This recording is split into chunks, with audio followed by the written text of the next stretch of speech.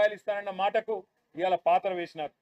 ఆనాడు కేసీఆర్ గారి ప్రభుత్వంలో నేతన్నలకు పెద్దపీట వేస్తూ చేనేతకు మేము పెట్టిన బడ్జెటు 1200 కోట్ల రూపాయలు, కానీ ఈరోజు 370 కోట్లకే పరిమితమైపోయిన పరిస్థితి కనబడతా ఉన్నది. ఇంకా దుర్మార్గం ఏంటి అంటే ఆటో డ్రైవర్లు 100 మందికి పైగా ఆత్మహత్యలు చేసుకుంటే వారికి చెప్పిన ఆటో డ్రైవర్ల సంక్షేమ బోర్డు అతి లేదు గతి లేదు. రాష్ట్ర వ్యాప్తంగా 8 లక్షల మంది ఆటో డ్రైవర్లు ఇవాళ అవస్థలు పడుతుంటే వారి గురించి ఒక్క మాట, ఒక్క ఉపశమనంతో వారిని ఊకోబెట్టే ఒక్క మాట కూడా లేదు ఈ బడ్జెట్లో. అదే మాదిరిగా చెప్పారు వీళ్ళు స్విగ్గీ, జొమాటో, అదే విధంగా ఇంకా ఇతర ఏవైతే ఈ చిన్న చిన్న యాప్స్ ఉంటాయో వాటి ద్వారా మన ఇళ్లలోకి వచ్చి ఫుడ్ డెలివరీ చేసే అబ్బాయిలు వాళ్ళు ఎవరైతే ఉంటారో వాళ్ళందరికీ గిగ్ వర్కర్స్ బోర్డు పెడతాము అని మాట ఇచ్చారు. ఆనాడు రాహుల్ గాంధీ గారు స్వయంగా చెప్పారు. దాని మాట కూడా ఈరోజు లేదు. ఏ రాష్ట్ర ప్రభుత్వ ఉద్యోగులకైతే ఆనాడు కేసీఆర్ గారు న్యాయం చేసి 73% ఫిట్మెంట్ ఇచ్చినారో వారికి ఇంకా ఎక్కువ న్యాయం చేస్తామన్నారు, ఇంకా ఎక్కువ మేలు చేస్తామన్నారు.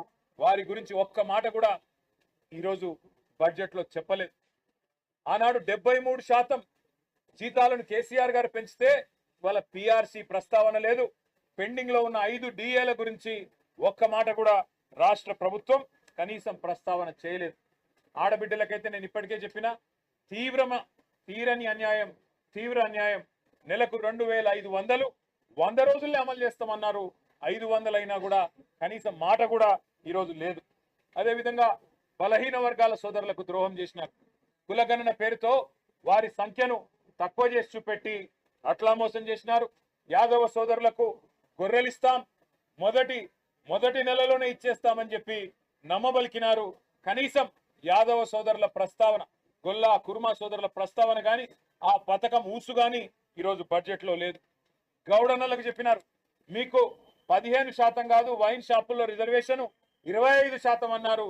ఈరోజు కనీసం గౌడన్నల గీత కార్మికుల మాట కానీ నేత కార్మికుల మాట కానీ కనీస మాత్రంగా కూడా లేదు. అంబేద్కర్ అభయహస్తం అన్నారు.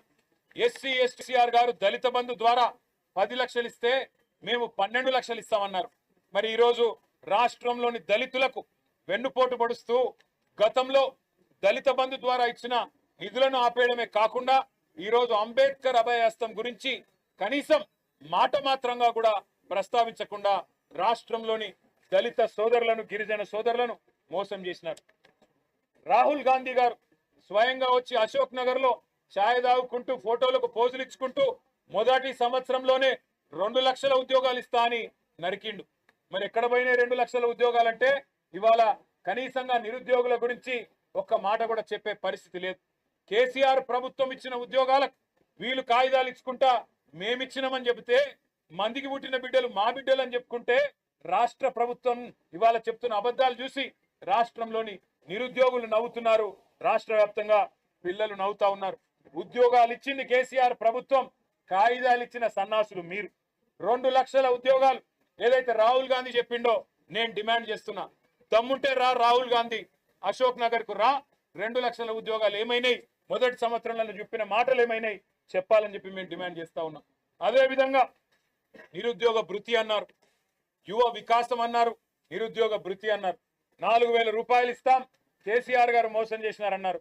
మరి ఇవాళ నిరుద్యోగ భృతి 40% మీ సమయం అయిపోయినా నిరుద్యోగ భృతి గురించి ఒక్క మాట లేదు. విద్యా భరోసా కార్డు అన్నారు, 5 లక్షలు అన్నారు. అది కూడా ఇప్పటి వరకు కనీసం ప్రస్తావన లేదు. ఇంకా సిగ్గు లేకుండా ఉన్న గురుకులాలనే నడపలేని అసమర్థులు, ఉన్న గురుకులాలనే కనీసం నిర్వహించలేని అసమర్థులు, 80 మందికి పైచీలకు గురుకుల పాఠశాలల్లో పిల్లలు చచ్చిపోతే దాన్ని నివారించలేని వాళ్ళు ఇవాళ కొత్త స్కూల్ ఏదో కడతామని చెప్పి బిల్డప్ ఇస్తా ఉన్నారు. సిగ్గుపడాలని చెప్పి నేను విజ్ఞప్తి చేస్తా ఉన్నా. రాష్ట్ర ఆర్థిక చోదక శక్తి హైదరాబాద్ మహానగరం.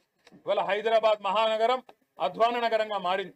ముఖ్యమంత్రి గారు స్వయంగా మున్సిపల్ మంత్రిగా ఉన్న పెండింగ్ ప్రాజెక్టులన్నీ పెండింగ్ గానే మిగిలిపోయినాయి. 42 ఫ్లైఓవర్లకు గాను 36 ఫ్లైఓవర్లు మేమే పూర్తి చేసినాం. ఆ మిగతా 6 కూడా పూర్తి చేయలేని అసమర్థ ప్రభుత్వం కాంగ్రెస్ ప్రభుత్వం. వైద్య రంగంలో అయితే ఇంకా సిగ్గుపడాల. కనీసం ఇవాళ పేదవాళ్ళు ఇవాళ దవాఖానకు పోతే గోళీలు ఇచ్చే పరిస్థితి లేదు, మొత్తం విధ్వంసం చేసి పెట్టినారు. ఇంకా 2 మాటలు ఖచ్చితంగా చెప్పాలి. తెలంగాణ ఆర్థిక వ్యవస్థను ఇవాళ చిన్నాభిన్నం చేసింది, పేక మేడలాగా కుప్పగూలుస్తున్నది కాంగ్రెస్ పార్టీ, కాంగ్రెస్ ప్రభుత్వం. అందుకే మేము చెప్పినాం కరోనా వైరస్ కంటే ప్రమాదం కాంగ్రెస్ వైరస్ అని చెప్పినాం. మళ్ళీ ఈరోజు బడ్జెట్ ద్వారా అది స్పష్టంగా కనబడతా ఉన్నది. ఇంకా పెద్ద పెద్ద డైలాగులు, $1 ట్రిలియన్ చేస్తారట వీళ్ళు. $1 ట్రిలియన్ అంటే ఎన్ని సున్నాలు ఉన్నాయో కూడా వీళ్ళకి తెలియదు. కానీ $1 ట్రిలియన్ ఎవరో చెప్పినరు, వీళ్ళు చదివినరు తప్ప వీళ్ళకు ఉన్నదాన్నే కాపాడే పరిస్థితి లేదు. మీరు $1 ట్రిలియన్ ఆర్థిక వ్యవస్థ చేసుడు కాదు, $1 ట్రిలియన్ అప్పు చేసే దౌర్భాగ్యమైన పరిస్థితి కనబడతా ఉన్నది. కేసీఆర్ ప్రభుత్వం 10 ఏళ్లలో 4,17,000 కోట్ల రూపాయల అప్పు చేస్తే ఆ రోజు కారు కూతలు కూసింది కాంగ్రెస్ పార్టీ. ఈ రోజు ఒక సంవత్సరంలోనే, ఒక్క సంవత్సరంలో 1,60,000 కోట్ల అప్పు చేసింది కాంగ్రెస్ ప్రభుత్వం. ఇది వాస్తవం అని చెప్పి ముఖ్యమంత్రి గారే అసెంబ్లీలో ఒప్పుకున్నారు. ఇంకా వీళ్ళ అటర్ ఫ్లాప్ మోడల్ అట దేశానికి ఆదర్శమట. నిజంగా చెప్పాలంటే ఇది దేశానికే సిగ్గుచేటైన పాలన, 20% కమిషన్ పాలన అనేది స్పష్టంగా అర్థమవుతా ఉంది. ఈ బడ్జెట్ ఒక మాటలో తేల్చి చెప్పాలంటే ఇది పేద ప్రజల కష్టాలు తీర్చే బడ్జెట్ కాదు. 6 గ్యారంటీలను గోవిందా గోవిందా అనిపించి ఢిల్లీకి మాత్రం మూటలు పంపడానికి పెట్టిన బడ్జెట్ అనేది మాత్రం క్లియర్ గా కనబడతా ఉంది. మేము అనుకున్నాం రైతులు మా ప్రాధాన్యత అని బిల్డప్ ఇస్తే నిజంగా మేము అనుకున్నాం. కానీ మీ మొదటి ప్రాధాన్యత వ్యవసాయం కాదు, మీ మొదటి ప్రాధాన్యత ఢిల్లీకి మూటలు పంపడం. మూసీ లూటిఫికేషన్ ద్వారా ఈ రోజు ఆ మూటలు ఢిల్లీకి పంపడమే మీ ప్రాధాన్యత అని అర్థమైంది. ఇవాళ ఎంత సిగ్గు లేకుండా మాట్లాడుతున్నారంటే రుణమాఫీ చేసినామని చెప్తున్నారు. ఇదే పెద్ద మనిషి, ఇదే బట్టి విక్రమార్క గారు పోయిన సంవత్సరం బడ్జెట్ పెట్టినప్పుడు ఆ బడ్జెట్ లో చెప్పారు 26,000 కోట్ల రూపాయలు పెడుతున్నాం రుణమాఫీకి అన్నారు. ఇవాళ బడ్జెట్ లో చదువుతారు 20,000 కోట్లతో రుణమాఫీ పూర్తి చేసినా అని చెప్తారు. 49,000 కోట్ల రూపాయలని state level bankers committee meeting లో చెప్తారు. ఆ తర్వాత ముఖ్యమంత్రి గారు 40,000 కోట్లకు అని చెప్పి 9,000 కత్తిరిస్తారు.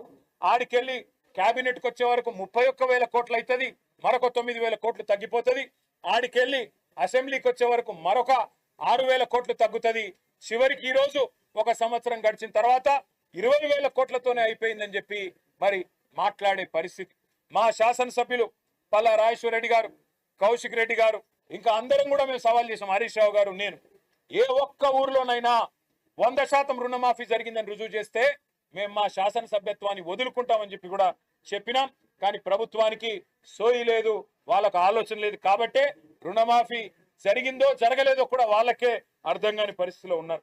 ఇంకా రైతు కూలీలకు ఆర్థిక సాయం అని చెప్పి నమ్మబలుకుతా ఉన్నారు. 1 కోటి మంది రైతు కూలీలకు ఎవరికైతే ఉన్నదో వారికి సాయం చేస్తామని మాట ఇచ్చి 12,000 రూపాయలు అని చెప్పి అబద్ధాలు చెప్పి ఇవాళ అది ప్రారంభించినామని చెప్తా ఉన్నారు.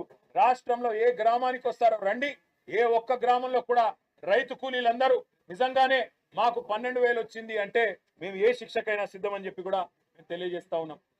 ఒక్క మాటలో ఈ బడ్జెట్ గురించి చెప్పాలి అంటే నిన్నటిదాకా 20% కమిషన్ గవర్నమెంట్ ఇది. మరి ఈ బడ్జెట్ చూస్తే 40% కమిషన్ పెంచుకొని ఢిల్లీకి మూటలు పంపడానికి ప్రయత్నం చేస్తా ఉన్నట్టుగా కనబడతా ఉన్నది. ఆదాయాన్నేమో పాతాళానికి తొక్కేసినామని ముఖ్యమంత్రి గారు చెప్పారు. 70,000 కోట్ల ఘాటా ఉంది అని ముఖ్యమంత్రి గారు నిన్నగాక మొన్న వరంగల్ జిల్లాలో బహిరంగ సభలో చెప్పినాడు. మరి ఎవరి వల్ల పడిపోయింది ఆదాయం? నీ తెలివి తక్కువతనం వల్ల, నీ ప్రభుత్వ అసమర్థత వల్ల, నీ చేతగాని విధానాల వల్ల, నీ నెగటివ్ పాలసీస్ వల్ల, నీ నెగటివ్ పాలిటిక్స్ వల్ల కాదా? నేను ముఖ్యమంత్రి గారికి కూడా చెప్తా ఉన్నా, రోజు రంకెలు వేయడం కాదు, మీడియా ముందు, ప్రజల ముందు అంకెలు ఎందుకు ఆగమైనాయో చెప్పు.